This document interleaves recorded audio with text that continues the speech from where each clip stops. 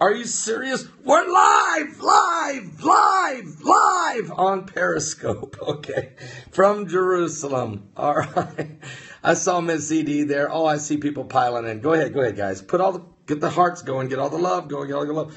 The reason why I'm breaking it and doing a Periscope here inside the hotel right now is because it's a little crazy out there. No danger, but it's Ramadan. Just started today, and it's also the 49th anniversary of the reunification of Jerusalem. So there's a lot of celebrating in the streets and people are happy. But there's also 5 black helicopters hovering over outside our hotel and 7 armed soldiers at the entrance. No problems, but, and that's good. It's a safe thing. But I think I'll stay indoors. What do you think, Heidi? Yes, but it is nice. But it's beautiful. The soldiers right on our steps. And there's been no problems. And they're so good. There's been no problems. And that's why there is no problems, because the police presence and the soldiers, armed soldiers and armed police are everywhere, every street, everywhere you turn. They're very friendly, but they are absolutely doing their job. And it's been a beautiful, peaceful day in Jerusalem. And I think the prayers have been so powerful. Thank you guys for praying. 49 years of reunification of Jerusalem. Now, having said all that, we've got some issues, folks. There were 43 cities in America that tested their water. And there was an investigation into 43 major cities on how they tested their water. And 33 of the 43 cities cheated on the test. So my son, his website, Crusader Journal, has got a great report. He dug this report out. Guess what? Your mainstream U.S. propaganda media does not cover this stuff. My son's website is www.crusaderjournal.com. That's Bart, yes.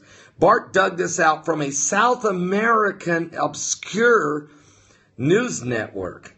And so he found the story. Here it is. Of the 43 cities that were investigated in America, 33 engaged in water testing practices that clearly went against the guidelines. Are you serious? And at least 33 cities across the United States have used water testing cheats that have underestimated the toxic levels of the lead. So they're lying in the reports. Great job, Bart, they're saying out there, Heidi.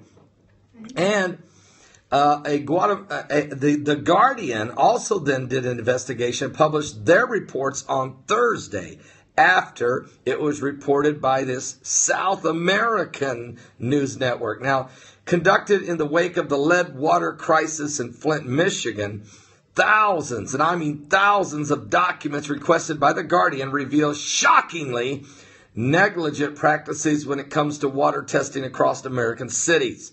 Officials in Philadelphia and Chicago ask employees to test the water safely in their own homes and then bring that back as a report. The states of Michigan and New Hampshire told their water departments to give themselves more time to test so that if there is bad levels of lead are too high, they could retest and remove the previous results. In other words, just try to find water somewhere else and use those results. Now, give me one quick moment here. I want to find that report he has. Here it is. 1 second, please. And so I'll put the links below. I'll put the link to his website there, and you can check it out. But here we go again. I was concerned about this after Flint, Michigan, and other places. What's the other place just recently? 100,000 people in Alabama are told don't drink the water. We reported that to you earlier this week. Well, now we find out the reports that are being done are skewed. They're cheating in them. Why? Because I think we got a polluted water problem big time in America.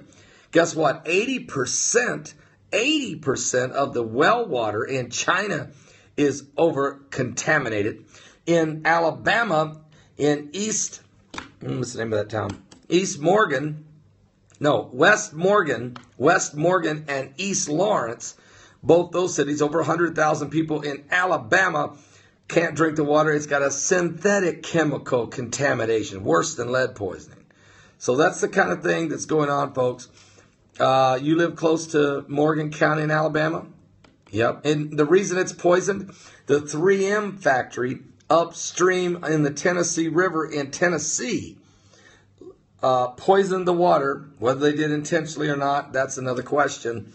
But they're the ones that let their synthetic chemicals into the Tennessee River.